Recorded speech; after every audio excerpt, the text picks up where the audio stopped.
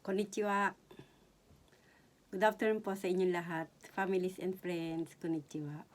Sa mga OFW dyan, kamusta po kayo dyan? Kung nasa ang bansa po kayong naroon, sana po ay nasa mabuti kayong kalagayan. Ito po si Imelda Funabashi from Japan na nagsasabi pong meron po tayong pag-asa sa buhay. At kami po ay Bible study. Kung gusto nyo pong mag-join sa akin, samahan nyo po ako. Kasi po malungkot po ang nag-iisang nag-aaral. Kaya samahan nyo po ako para po sama-sama po tayong matuto dito po sa sinasabi po ng Biblia. Samahan nyo po ako. Start na po tayo.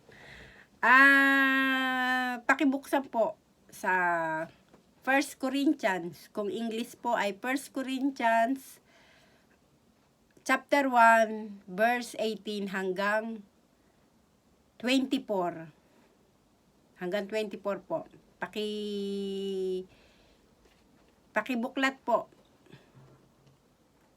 Yung po mga first time, pumunta po kayo sa sa table of contents ng Bible, tapos pakipindot po ang pakihanap po yung 1 Corinthians. Kung Tagalog po ay isa mga taga-Korinto. Chapter 1 verse 18 hanggang 24 po. Yun po. Babasahin ko po sa inyo sa verse 18. Ang title po ay Si Kristo ang kapangyarihan at karunungan ng Diyos. 18. Ang mensahe tungkol sa pagkamatay ni Kristo sa krus ay kahangalan para sa mga taong naliligaw ng landas.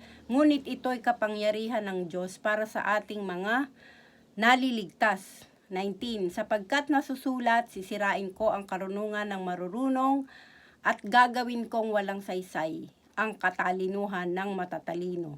20. Ano ngayon ang kabuluhan ng marurunong ng mga tagapagturo ng kautusan? Ng mahuhusay na debatista sa kapanuhunang ito. Ipinapakita ng Diyos na ang karunungan ng sanlibutan ito ay pawang kahangalan lamang.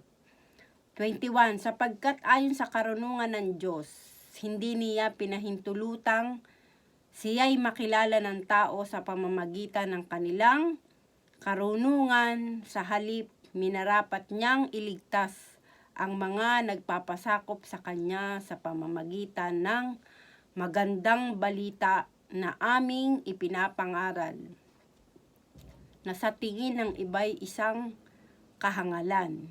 22. Ang mga Hudyo'y humihingi ng himala bilang katunayan. Karunungan naman ang hinahanap ng Griego. 23. Ngunit ang ipinapangaral namin ay si Kristo na ipinako sa krus, na para sa mga Hudyo ay isang katitisuran at para sa mga Hentil ay isang kahangalan. 24. Subalit sa mga tinawag ng Diyos, maging Hudyo o maging Griego, si Kristo ang kapangyarihan at karunungan ng Diyos. Yun po yun. Ano po yung sinasabi dito? Sa 18. Ang sabi, ang mensahe tungkol sa pagkamatay ni Kristo sa krus ay kahangalan para sa mga taong naliligaw ng landas.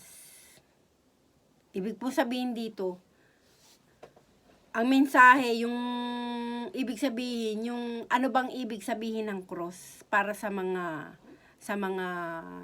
hindi naniniwala, para sa mga unbeliever. Ito po yung sinasabi dito, para sa mga unbeliever ay ang ibig lang sabihin nun ay parang kahangalan, no? Para sa mga foolishness, kahangalan, no? Yung hindi nga kasi naniniwala, kaya ito yung sinasabi dito sa 18 na para sa mga hindi naniniwala. Yung para sa kanila, ang ibig sabihin lang ng cross is kahangalan, no? Pero sa mga naniniwala is ito ay sa mga naniniwala, yung sa mga naligtas na, no, sa mga for the same, it is the power of God, no, kapangyarihan, no. Ito yun ay kapangyarihan sa mga naniniwala sa Diyos. Ito yung sinasabi dito, no, sa mga naligtas na, sa mga naniwala, no, at sa mga hindi naniniwala is parang ano lang sa kanila yon, parang wala lang, no, parang kahangalan nga, parang parang sabi, parang hangal ka, no, bakit ka nagpakamatay sa ganun, ano, kasi nga hindi nga nila alam yun no, dahil yun yung ano, kasi hindi nga sila naniniwala, no, yun po yung ibig sabihin, no, sa mga ano ba yung message na yung pagkamatay ng ating Panginoong Diyos, no? 'Di ba? Yun po 'yan ay para sa ating mga kasalanan. Yun po ang ibig sabihin nun. Namatay ang ating Panginoong Hesus sa krus dahil sa ating mga kasalanan, no? Para po tayo ay kanyang iligtas sa kapahamakan, no? Na pag po tayo, no? Lahat naman po tayo ay namamatay, no? Wala naman pong forever na buhay dito sa mundo. No? Ano-ano lang, una-una lang yan no? Una-una lang yan. Kung tsaka yung edad, hindi naman walang pinipili ang kamatayan. Bata, matanda, no? Hindi natin alam, no? Hindi natin alam kung ilang taon ang ating buhay, ano? Hindi natin alam, no? Walang makapagsasabi, no? Kaya yun po yun ang ibig sabihin ng cross, no? Namatay ang ating Panginoong Hesus sa cross dahil sa ating mga kasalanan, no?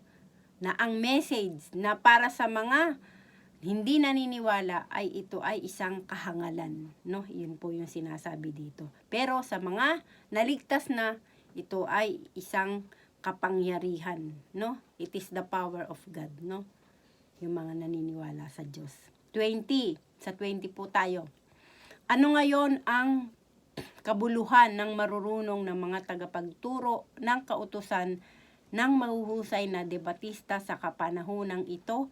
Pinapakita ng Diyos na ang karunungan ng sanlibutan ito ay pawang kahangalan lamang. Ibig pong sabihin dito, yung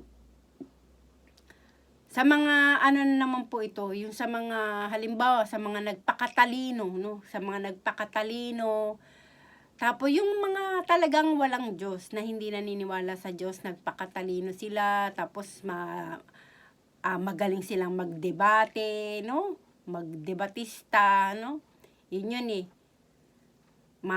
magagaling sila sa mga debate, no? Yun, mga sa mga yung parang yung sa mga parang sa mga sa mga philosophy, no? Sa mga philosophy, no? Yung mga philosopher, no? Mga ganon. Yun ang sinasabi dito. Yun yung sinasabi dito na kaya sabi nga dito, God destroy unbeliever or the enemy of God, no? Yung mga kalaban ng Diyos, no?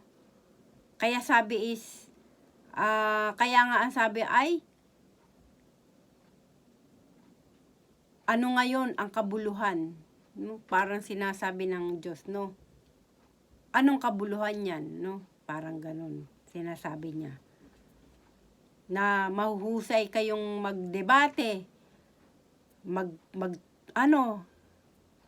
yung mga tagapagturo, parang ganun, sabi niya dito, ano ngayon ang kabuluhan ng marurunong, no? Anong meaning nun? Sabi nga ganun, kung wala naman kayong Diyos, no? Anong ibig niyong sabihin? Parang ganun,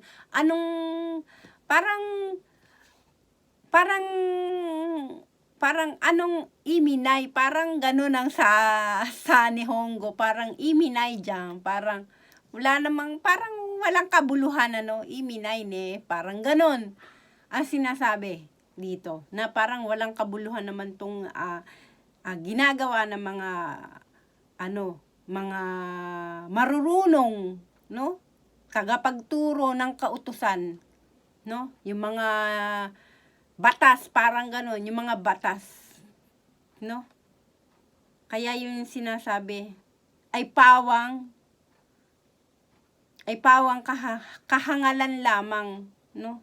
Sapagkat ayon sa karunungan ng Diyos, hindi niya pinahihintulutang siya'y makilala ng tao sa pamamagitan ng kanilang karunungan. Sa halip, minarapat niyang iligtas ang mga nagpapasakop sa kanya sa pamamagitan ng magandang balita na aming ipinapangaral na sa tingin ng iba'y isang kahangalan. O ito yung sa 21 naman ang sinasabi dito, no? Sinasabi dito na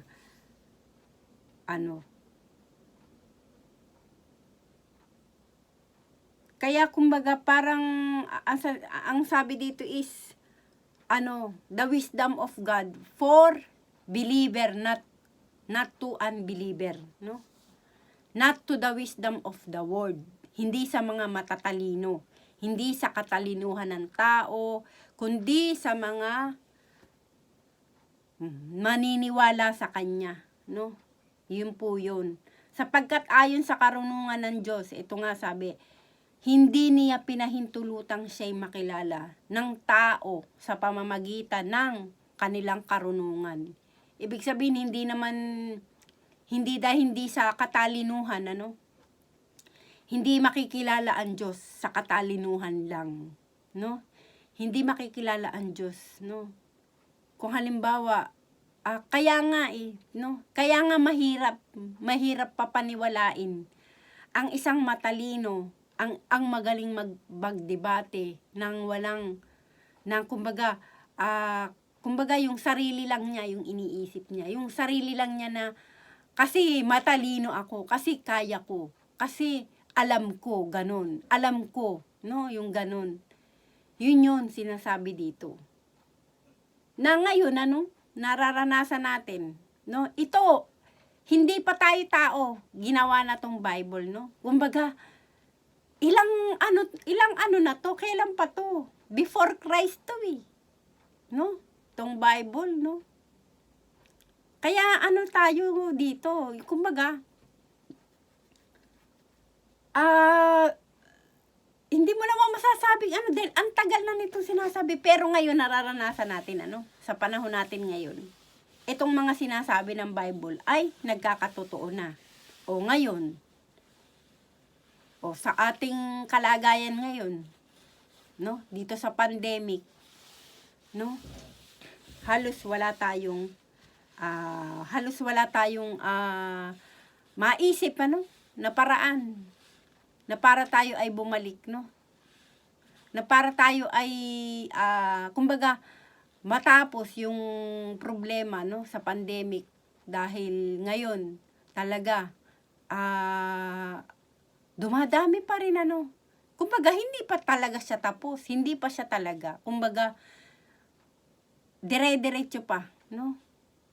Kaya ito po yung sinasabi dito, no, na parang sinasabi ng Diyos na, kasi nung mga panahon na hindi pa naman, wala pa itong pandemic, di ba? Matagal nang sinasabi sa atin, no? Winawarningan tayo ng ating Panginoong Diyos. Kasi, sabi nga, dahil marami ang hindi pa kumikilala sa Kanya. Marami ang hindi pa talagang kumikilala sa Kanya. No? Hindi natin mapipigilan kung ano ang kagustuhan ng Diyos. Wala tayong magagawa. Ang tao helpless, no? Kaya kumbaga sa atin ang magagawa lang natin is prayer lang po, no? Ang magagawa natin sa panahon ngayon, kasi ang mga matataas naman ginagawa ang kanilang the best, no? Para magkaroon ng lunas. Pero, siyempre po, the best, mag-pray po tayo, no? Mag-pray po tayo para tayo para ang pandemic, no? Para ang pandemic ay medyo kumbaga para po hindi na dumami, no? Ang mga nagkakasakit sa pandemic, no? Yun po yun. Kaya nga sabi, dahil sa halip minarapat niyang iligtas ang mga nagpapasakop sa kanya sa pamamagitan ng magandang balita na aming ipinapangaral, na sa tingin ng iba'y isang kahangalan. Ibig sabihin, di ba? Kumbaga, yung mga maniniwala sa ating Panginoon, yung mga maniniwala sa Panginoon, no? Dahil kaya nga po ito yung pag sinabing magandang balita, ang sinasabi dito ay Bible po yun, no? Magandang balita. Kaya po pag kayo is nag-upload ng Bible na Tagalog, no? Magandang balita, yun po yung inyong hanapin, magandang balita, no? Yun po yung sinasabi dito na aming ipinapangaral. Di po ba? Ito yung gayang ginagawa natin. Nagba-Bible study tayo. Ngayon, pinag-aaralan natin ang nakasulat sa Bible. Na pinag-uusapan natin ngayon. Na hindi lang haka-haka no? Na hindi lang tayo makikinig sa mga sinasabi ng nasa paligid natin or yung mismong na kailangan alamin natin, no, ng mismong tayo, no? Alamin natin kung ano yung nakasulat sa Bible, no? Para hindi po tayo maligaw. Na ito nga yung sinasabi dito, yung mga kaya nga sabi, no, sa halip minarapat niyang iligtas ang mga nagpapasakop sa kanya. Ibig sabihin, nagpapasakop sa kanya yung mga gustong tumanggap, sa ating Panginoong Hesus, no? Sa pamamagitan ng magandang balita. Sa pamamagitan ng magandang balita o yung mga words of God, no? Yun po yung sinasabi niya dito. Words of God po yun pag sinabing magandang balita, no? Yung mga salita ng ating Panginoon. Na aming ipinapangaral, no? Na sa tingin ng iba'y isang kahangalan. Ng iba'y isang kahangalan na sa tingin ng iba, sa mga hindi naniniwala, ay parang lang yan, ay bakit nag-aaksaya ka ng panahon dyan? Parang gano'n na, may mga taong gano'n na, bakit ako, magsasayang lang ako ng oras sa ganyang bagay, parang gano'n na, hindi nila pinapansin. Na para sa kanila ay kahangalan, no? Foolishness nga sa English, sa Nihongo, ayoko inihongo Medyo pangit pakinggan, Kayo na lang mag-Nihongo. Nyo na lang, kung ano yung, i-search nyo na lang yung foolishness sa Nihongo, ayokong sabihin. Kahit alam ko, ayokong sabihin. Kayo na lang ang mag-judge. No, yun po yun. Kaya alam nyo, kaya po yun po yun yung sinasabi dito sa 21. Sa 22 naman ang sabi po ay ang mga Hudyo'y humihingi ng himala bilang katunayan. Karunungan naman ang hinahanap ng mga Griego. Ano sinasabi dito? Ang mga Hudyo'y humihingi ng himala bilang katunayan. Karunungan naman ang hinahanap ng Griego. No? Parang sinasabi dito ay yung patunay, no? Patunay ng gusto ng mga Hudyo ay himala. Ang gusto naman ng Griego ay kaalaman. Saan kayo dyan? 'Di ba? Parang ganon. No? Ang sinasabi dito. Anong ibig sabihin na ang Hudyo? Ang gusto ng Hudyo ay himala. Ang gusto naman ng Griego ay kaalaman. No? Tapos sa 23, ngunit ang pinapangaral namin ay si Kristo na ipinako sa krus na para sa mga Hudyo ay isang katitisuran at para sa mga Hentil ay isang kahangalan. Ang dami, no? Parang ang dami itong salitang kahangalan, Parang ilang beses niyang Ilang beses bang binanggit? Hindi ko hindi ko binilang kung ilan ang kung ilan yung puro kahangalan yung sinasabi dito. No?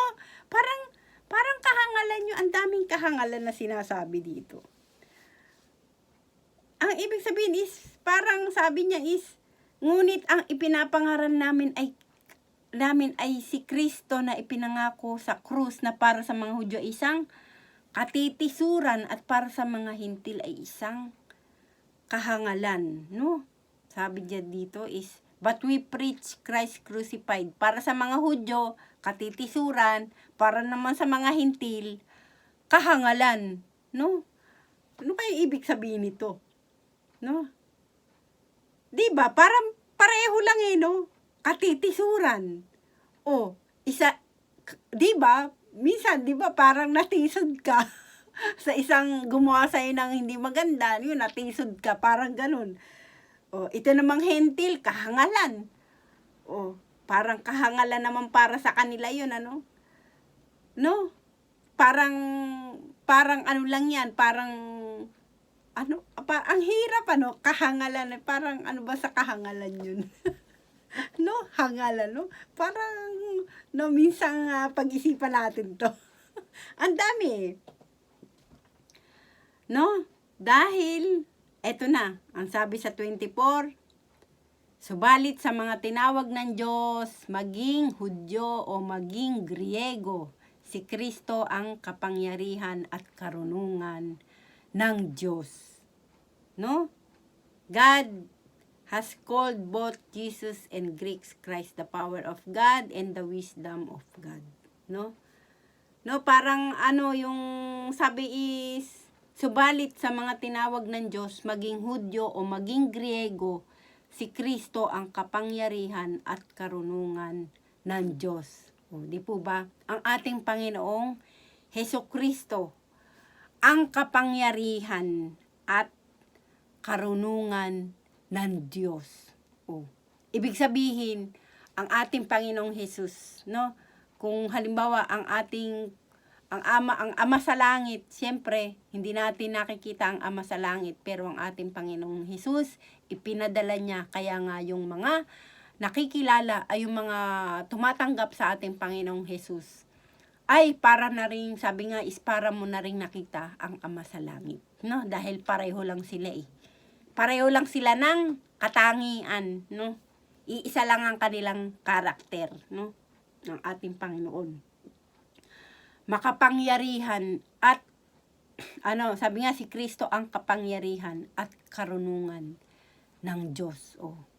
Yun nga, yung sinasabi niya parang ang ating God the Father, Kaya iyon yun. Kaya hanggang dito po tayo sa 24, Kaya yun po yung sinasabi dito, no? Na ang sabi sa sa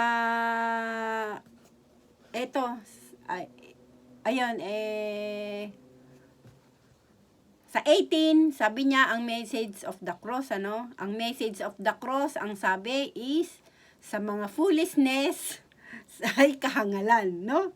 At para naman sa mga believer, no? Sa mga believer ay kapangyarihan yun, no? It is the power of God, no? Sa mga unbeliever is foolishness, no?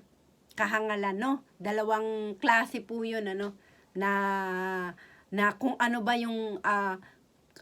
yung ibig sabihin nung cross na yun, no? Yun po yung sinasabi dito.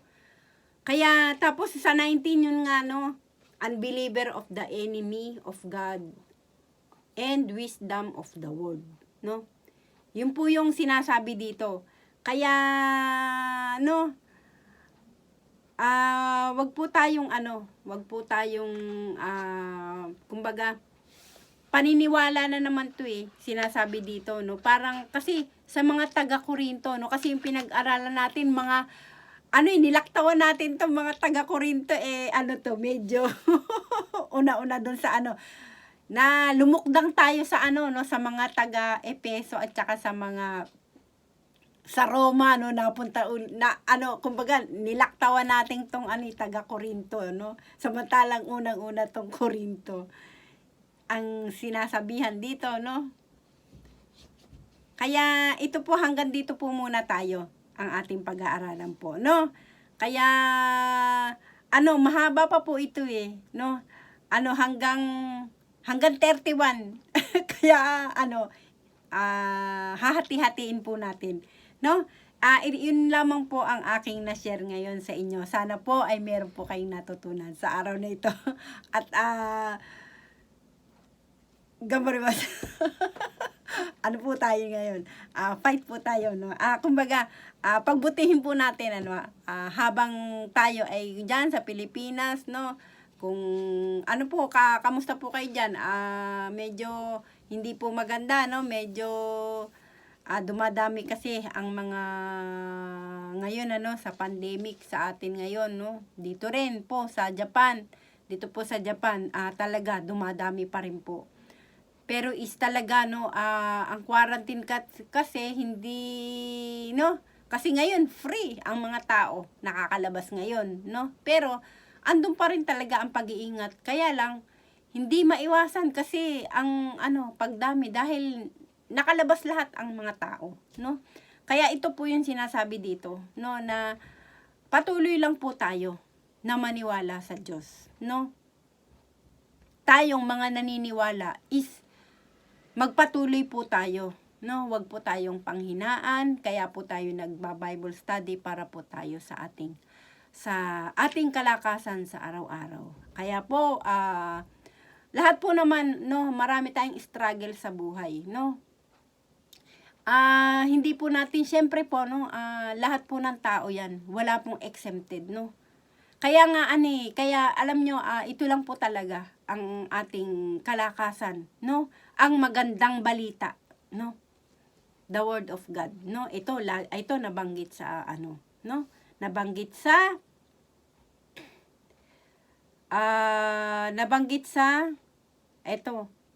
ang sabi dito, nabanggit sa verse 21, no? Sa halip, minarapat niyang iligtas ang mga nagpapasakop sa kanya sa pamamagitan ng magandang balita na aming ipinapangaral, no? Ito po 'yon, no? Ito po yung ating kaya nga po importante po, no, ang ating Bible study. Kaya po sa susunod po ulit, hati-hatiin po natin 'to. Kaya stay tuned. Maraming salamat po. God bless po sa inyong lahat. God bless po.